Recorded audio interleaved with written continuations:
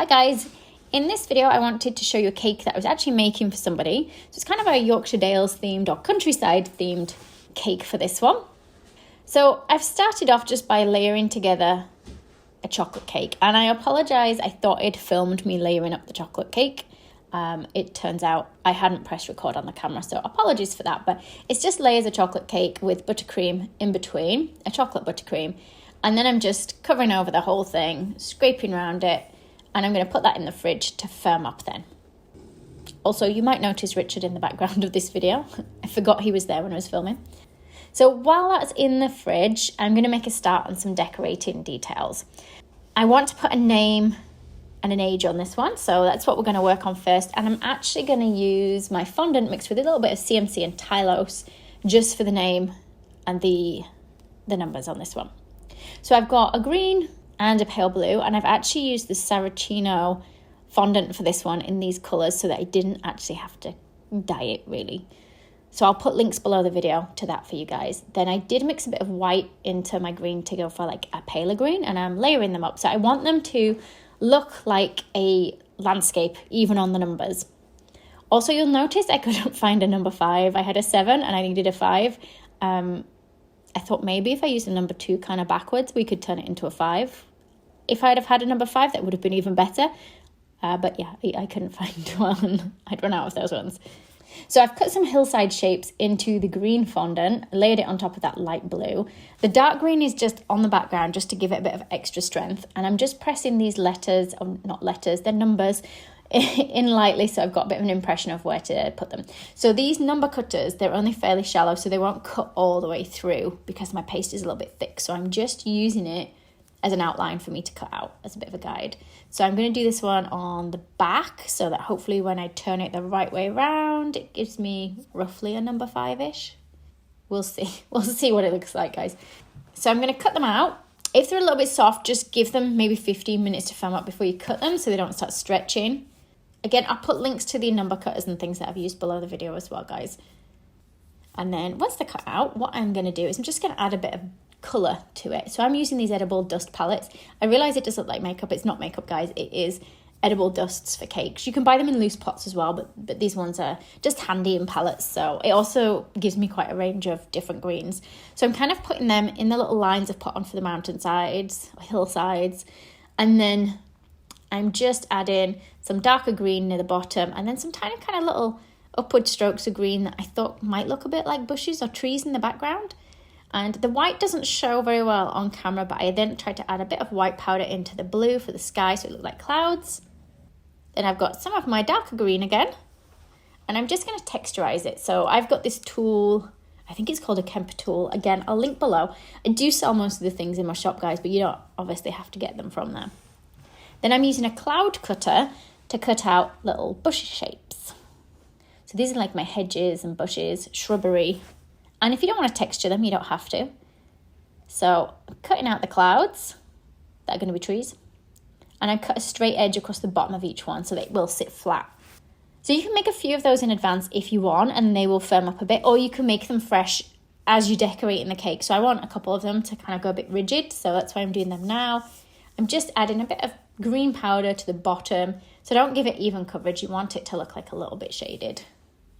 And this time we're doing cone shapes.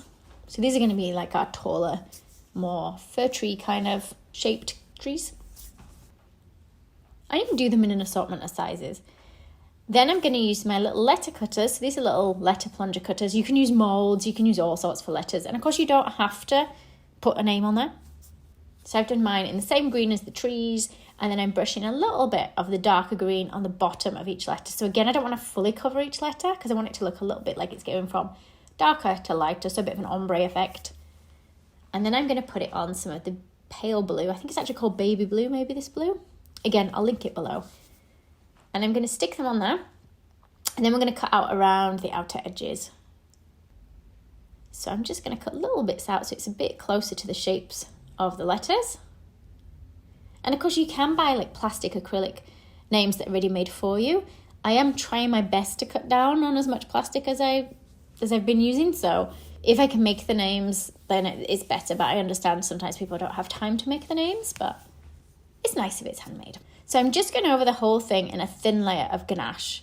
So it has already got buttercream everywhere, but I want it to have a really nice firm coating because this one's going to be traveling on the train and I don't want it to collapse or break. And you can have buttercream without the ganache on, it would still work, but I'm just conscious that I want it to be extra sturdy for its travel.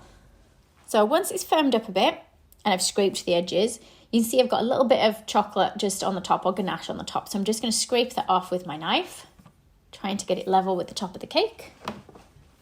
And then I'm going to use some piping gel and I'm just going to cover the cake in this. So my ganache is now set. You can use water if you want, but the piping gel just sticks a little bit easier than the water, which can sometimes run down my cake. I'm going to cover it all over. And then I'm going to roll out some more of that baby blue fondant.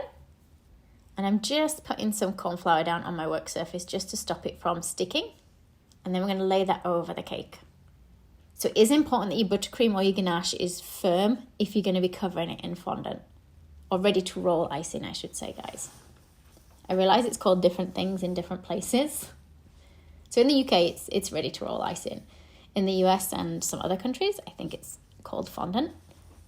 So I'm pulling it down to reach the bottom of my cake. Now, if on this one you get the odd little crease or wrinkle and it's near the bottom, don't worry too much because we're going to be covering that up with our hillside. So I don't have to spend as long as what I might normally do, sort of smoothing out those sides.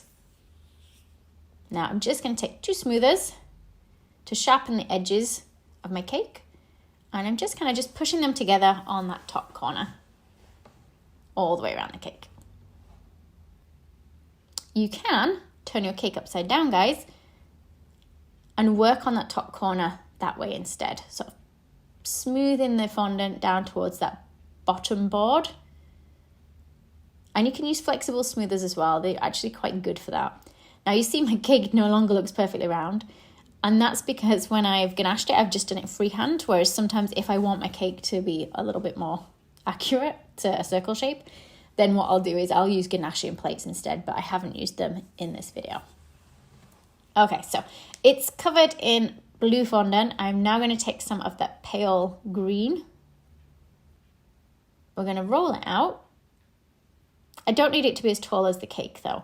And then what I'm going to do is I'm going to draw where I want my little hillsides to come to. So I don't know how well they show on here. I'm keeping them fairly simple shape-wise. So I haven't worried about this being any kind of accurate drawing. It is just very much kind of me guessing the shape of a hillside. And the darker patches randomly in the light green are, I think, bits of food colouring or the dust that I got on there earlier. But just like we did with the numbers, we're going to add some colour dust. Again, I'm going for different shades of green where I can. And I'm just trying to darken them near the bottom of each kind of hillside, leaving the top a little bit lighter in colour because I guess that would be where the sun would catch on the top of the hillsides. And then the ones in the foreground, so closest to me, I'm colouring in a different green again. And I'm going to stick them on with a little bit of water now, just around that bottom edge. So I'm only putting the water on the very bottom edge of my cake, not near the top. And then let's lift this on. So the cut edge that we've cut out straight goes on the bottom. And we're just going to wrap this round. Now, obviously, the thinner you cut your green fondant, the less it's going to stick out from the sides of the cake. So it's kind of personal preference, really, with what you like. And it doesn't meet up at the back, but you can create extra hillsides that we cut out separate and we can put them over the back later. And what I'm going to do is I'm going to create another little hill that just comes in the front here. This is very basic shape-wise, this. It's almost just like a big curve. Now, I have put a little pathway in the middle. So I'm just cutting a little line where that pathway will run through. And then we're just going to add a bit of the green dust again. So the edible powder onto that. And I apologize, I think my camera angle was quite bad. I was trying to do it so you guys could see it from the front. Only I couldn't really see what I was doing from that angle and I kind of ended up doing it sideways. So I've got some grey and I'm going to cut my pathway or road. And I'm going to cut like a long, thin triangle-ish shape. The rounded bit at the bottom, don't worry about. We're going to cut that off. And I'm just going to place that on my cake across the front here. Hopefully you guys can tell that it's supposed to be like a road coming from the distance into the foreground. And I'm going to cut anything extra off at the front. And I have got ganache all over my cake board. I would usually clean that off, but because I'm going to be covering it up, I haven't really worried about doing that on this one. So we're going to take some more pale green. It's just like a little mound of it.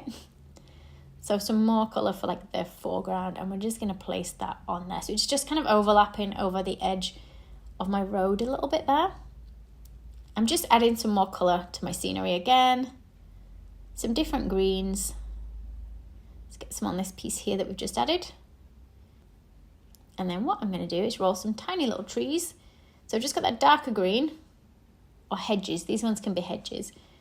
And I'm just pushing them along the edge of the roadside. You can do it in a longer piece if you want. Let's give it a tiny bit of texture. And this long piece of the darker green, I'm going to wrap around my cake board now. So I'm just going to cover the cake board, especially where I've got ganache everywhere over it. And it will just tidy that up a bit for us. And I'm going to cut any extra off the edge, because we can put a ribbon on the very edge of the cake drum. So I'm going to go back to creating some more bush shapes. So my numbers, my 75 or 72 upside down, they're fairly thin. They will stand up on their own, but because I haven't got a huge amount of time to let them dry, the cake is leaving later today, I'm going to just create a little bit of a backdrop. So I've tried to kind of create some bush shapes, roughly, and I've put them on my dark green. I'm just going to add some more pieces to that. So again, I'm just using my cloud shapes for this. I want them to be far enough behind the numbers that they kind of support them. So my numbers aren't going to sink down or just fall over too easily. So I think they about fit on there. I'm just using some piping gel on the back of my numbers to glue them onto this backdrop. And I've decided I'm adding an extra little corner bit to the number 5 to make it actually look a bit more like a number 5. I don't know. Does that make it look more like a 5 than what it was looking like before? Okay, I'm going to go back to adding a bit of colour to my cake. And I do go backwards and forwards to bits and pieces that I'm doing, guys. I'll start one thing, I get bored of it, and I'll go back to something else. Okay, so back to my numbers again. I'm going to just darken around the edge of the numbers, but on the green background with a darker green. And then I'm going to add more little bush shapes. So more of those cloud cutters. And we're going to cut them out and put them around my 75. Now, rather than putting them too much in front of the letters, I'm going to stick them sort of in between that and the background so that the background doesn't look too flat. We're kind of layering it up. And I do have to keep cutting little pieces off the green clouds so that they fit between the numbers. And we can put some, maybe just a couple of small ones at the front. Add a bit more powdered colour to them. I think the shading just gives them a little bit extra sort of detailing because they're fairly plain. Okay, so it's still soft, but I've still got a couple of hours to let it firm up, I think. So let's add some taller trees now to our backdrop, keeping them small. So there's really not a lot of detail on them at all, guys. And I'm just going to turn them towards me so I can see what I'm doing in a second. And then you've got some of those taller, slightly larger ones that we made at the beginning of the video. And just place them on, see what you think they look like. Now, I don't mind them in front of the road, but I think I'm going to move them to one side. Then we'll have some of the other trees on there. I'm going to see what it looks like if we put Alan's name on there as well. And then the topper, which we've been making, is going to sit on the top. So it's fairly heavy. That's why I wanted to ganache my cake as well, rather than just buttercream, as buttercream doesn't tend to hold as much weight. And I'm going to place it on the top up here. You'll see it doesn't want to just stay completely upright. So I'm just going to face it towards me. You can see it's a bit bland at the back, but so you guys can see, we're just going to prop it up with some cocktail sticks until it has time to set. Or you can cover the cocktail sticks if you want. But if you're going to cover them, it's really important that you tell whoever's having the cake that they are in there, where they are, so they know to remove them before eating. And then what I'm going to do is I'm just going to put some more trees behind that 75. I realise you guys can't see that, but I've put some more trees behind that 75 just to neaten it up. So there it is. I don't know if you like this kind of video or not, guys, but this was one that I was making for somebody. So I don't often make cakes for people. I just usually do them for video. So hopefully you got to see a real life cake from this one. Let me know what you thought of it in the comments below, guys. And I hope to make some more videos very soon. Thanks for watching. If you liked the video, be sure to hit the thumbs up button and leave me a comment below. You can see more of my tutorials by clicking on the images on screen now. If you haven't already, make sure you click the subscribe button to stay up to date with my future tutorials. There are also links in the description box below where you can find me on Facebook, Instagram, and more.